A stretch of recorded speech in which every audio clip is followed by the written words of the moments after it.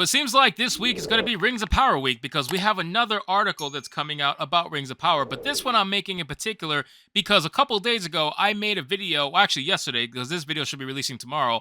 Yesterday I made a video on Sophia Nomvete going MIA essentially. After the Rings of Power came out, she essentially went completely ghost. And a lot of people was like, oh, that's because she had her baby. And I was like, no, she had her baby before the show actually came out. So the baby was already there. She was just basically there on set, doing motherly things with the baby. But the baby was already existing by that point in time.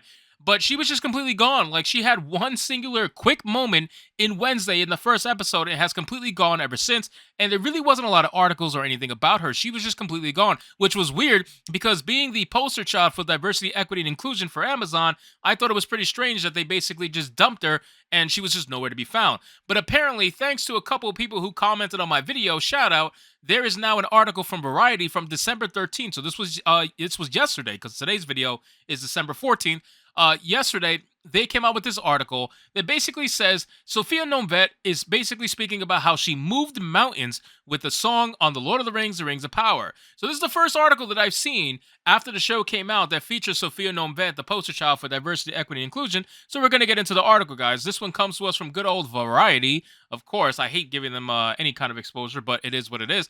And like I said, the title says Sophia Nomvete on how she moved mountains with the song on Lord of the Rings, The Rings of Power. Well, at least they're talking about something other than her diversity. You know what I mean? Like, if they're talking about the song that she portrayed in the actual show, that's not too terrible. But let's see what this article says because it is from Variety. And if they are allowed to be all about wokeness, I guarantee you that this article will probably contain some. But before we do get into it, guys, don't forget, hit that like button, share the video. I would greatly appreciate it. The Rings of Power videos have sparked my channel again. I greatly appreciate it's helping us beat the YouTube suppression that we were facing. So it says, deep in the caverns of Khazad-dûm, there is panic. A mine has collapsed and dwarves are trapped, but Princess Disa, Sophia Nomvete, can save them, lifting up her voice in a passion song, urging the mountains to free her people. Disa's gift is to resonate, and the rocks listen. She speaks to the mountains, says Nomvete, who plays the dwarf princess. It's a powerful scene in episode 4 of Amazon's Prime Video's The Lord of the Rings, The Rings of Power, as her voice saves the lives of the miners, and as a character created for the series,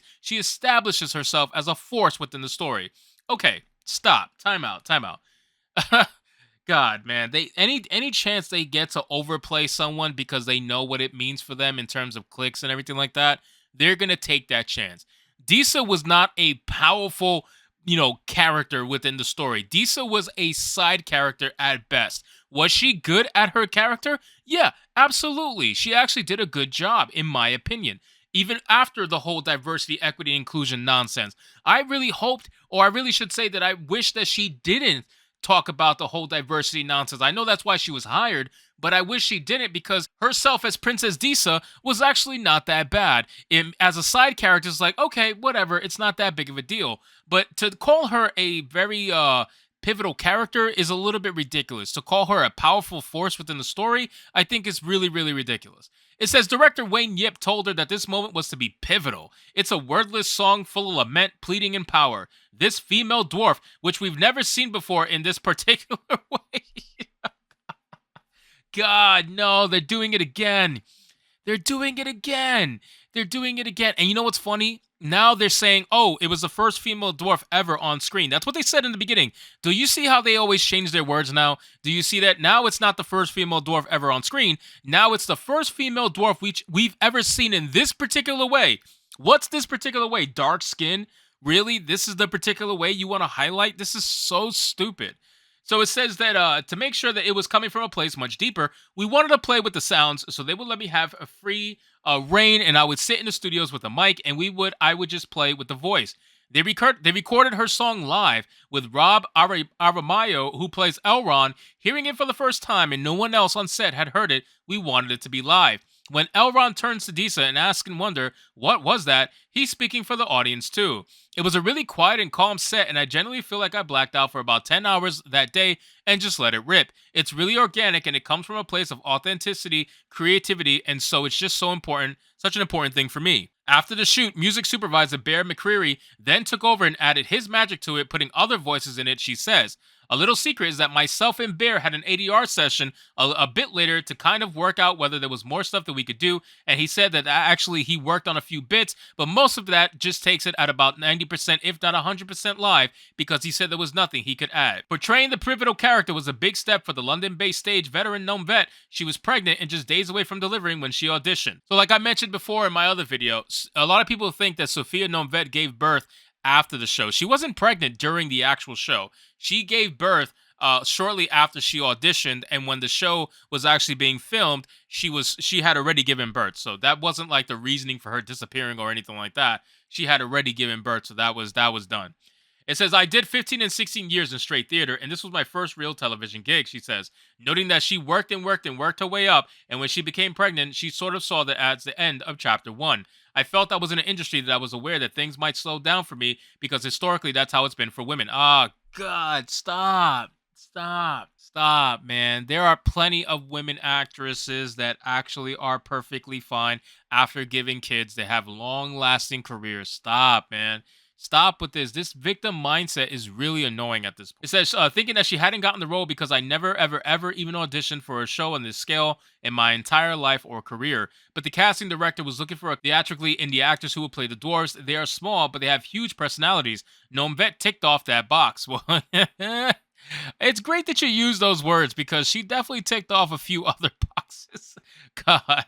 Oh, by the way, you guys are completely like ruthless in the comments, man. You guys are like absolutely ruthless. On my Sophia Nomvete video that I did, the amount of comments that were just like, man, it was funny to read. I'm sorry, it really was. So I enjoy you guys' comments. So obviously keep the comments coming and I'll respond to them as best that I can. I just thought it was funny. And she could sing too, slaying the soulful Ain't No Sunshine. The Lord of the Rings author J.R.R. Tolkien would be proud of this female dwarf. Music lives in Tolkien's work, and so I knew they wanted to honor that, she says. I highly doubt, highly doubt that J.R.R. Tolkien will be proud of anything coming out from the Rings of Power because we know, based off what he has said in the past, we know, based off the text that he has written, that he would not have liked this show in the slightest. He would have probably considered this show a complete insult. And at the end of the day, if the money was there, he probably would have took it, to be honest with you, but he wouldn't have liked it. It's just the truth. He would not have liked this show. He would have probably hated this show. He would have hated every single made-up character that they did, whether they were black or white. It didn't matter. If you messed with his source material, he would have hated it. If you wrote basically a fan fiction, which is essentially what this show is, he would have hated it. So I highly doubt that this little statement about J.R.R. Tolkien would have been proud is any sort of true. You're saying that to try to dummy down what you are trying to say about Sophia Nomvete and the backlash that you're getting for it, because you know that there's a lot of backlash regarding not just her, but a lot of the other characters that were made up for this show too. But you want to focus on the black characters because that's what gives you the most clicks and that's what gives you the most diversity points, and that's what you're really looking for. You're not really looking to make a good show. You're looking to keep your ESG scores high. But that's neither here nor there. So anyway, guys, thank you so much for watching this video. I hope you did enjoy, and if you did, consider leaving me a subscribe. I would greatly appreciate it. Don't forget to like the video, comment, let me know what you thought of today's story, and I'll see you guys on the next one. Hypnotic out.